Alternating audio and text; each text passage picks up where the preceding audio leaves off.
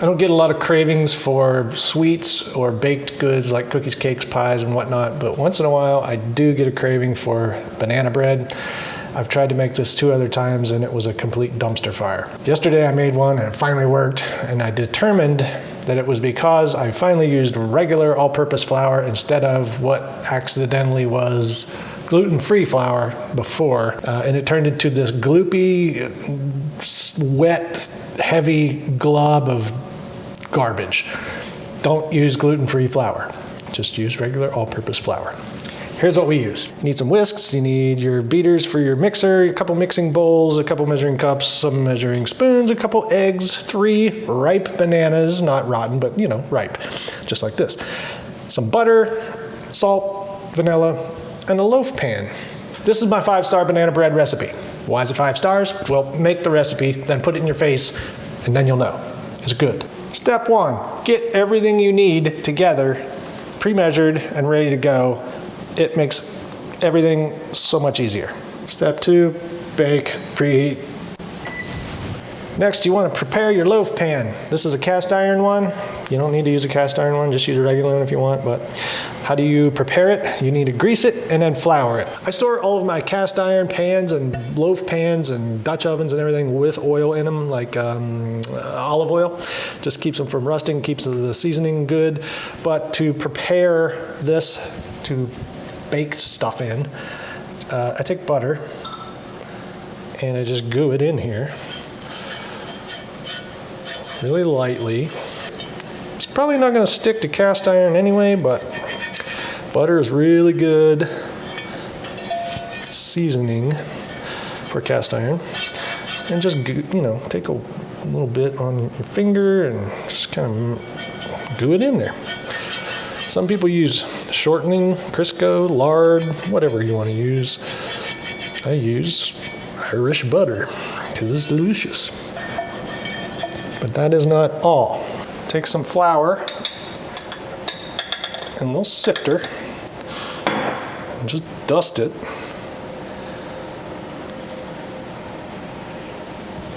Get all the sides.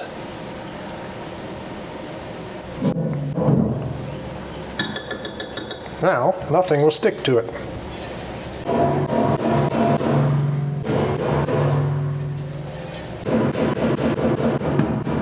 Take your extra, put it back in your measuring cup. That is a prepared loaf pan.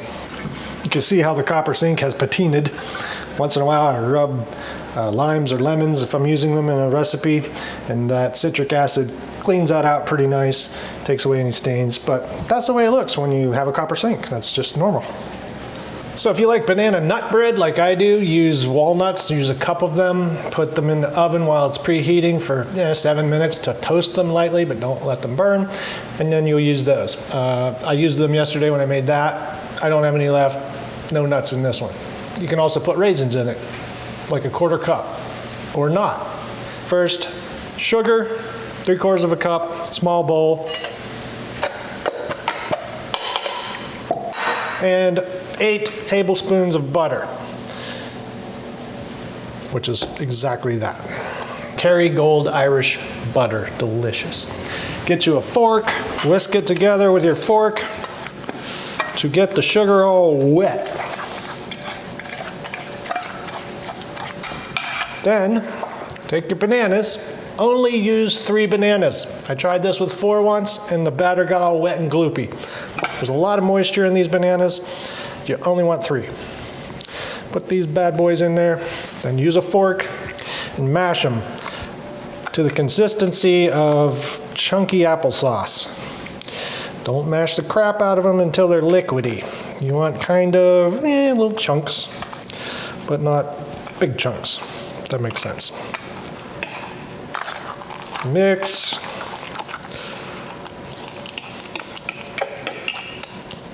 Like that. Now add 2 eggs.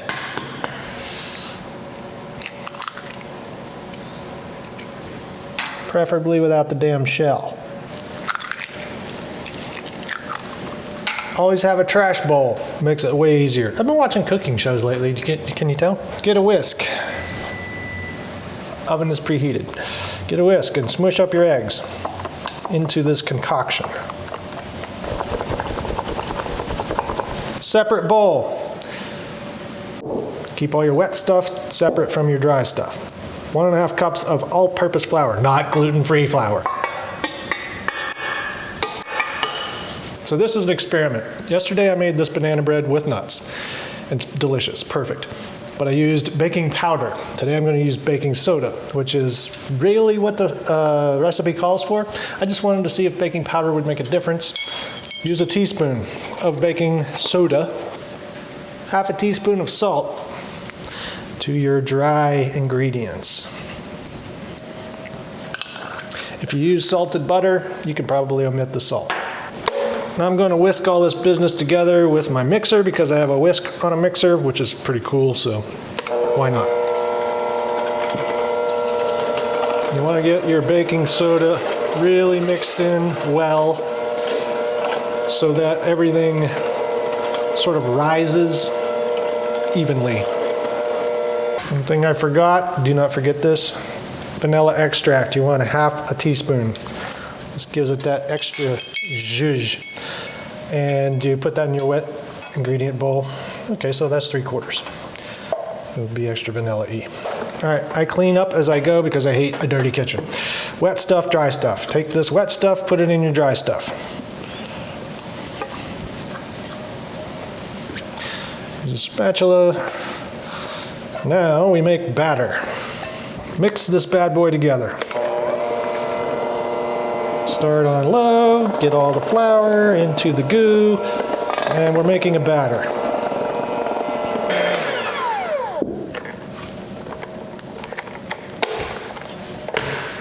Done. Batter.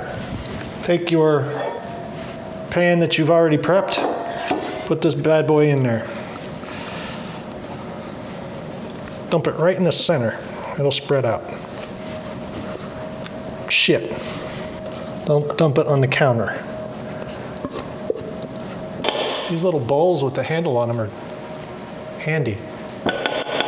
Give it a little shake to get it all flattened out. And then oven.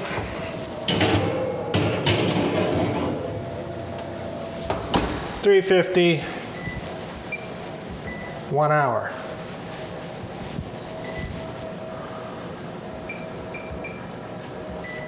Not 1 minute, 1 hour. It's been 60 minutes, let's check it. Toothpick. If it comes out with batter on it like that, not quite done. Do another 5 to 7 minutes and check it again. It's been 7 more minutes. That looks much better. Put it on a rack, test it, do the toothpick test. No more batter coming out. She done. If you're using a regular loaf pan, you let it cool on a rack for 10 minutes before you take it out of the pan, set it on the rack, and let it cool all around. Use a rack so that underneath gets cooled also. If you're using cast iron, let it sit for 20 minutes because cast iron holds more heat for longer, cooks more evenly. I can already tell the difference. This is the one I made yesterday. This is the one we just made. This one's more golden brown. This one's not so golden brown. This one has risen more as a loaf of bread versus this one that's more dense. The only difference is that this used baking powder, this used baking soda. So the verdict is use baking soda if you're making a bread or a cake. You can use baking powder if you're making cookies. Anything that can be a little more dense. What's the other difference? This has nuts, this does not.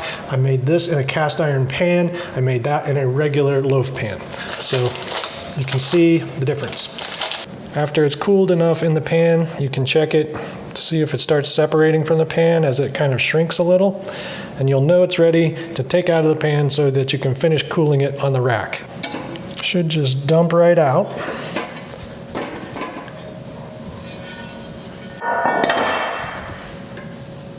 That looks good. Now let that cool another 20-30 minutes before you cut into it. No stick, all good. So if you ever wondered what's the difference between baking soda and baking powder, here it is. Baking soda, fluffier, rises, makes it lighter. Baking powder, denser, doesn't rise as much, uses this for cookies. Use baking soda for bread. Okay, it's cooled. Let's check it out.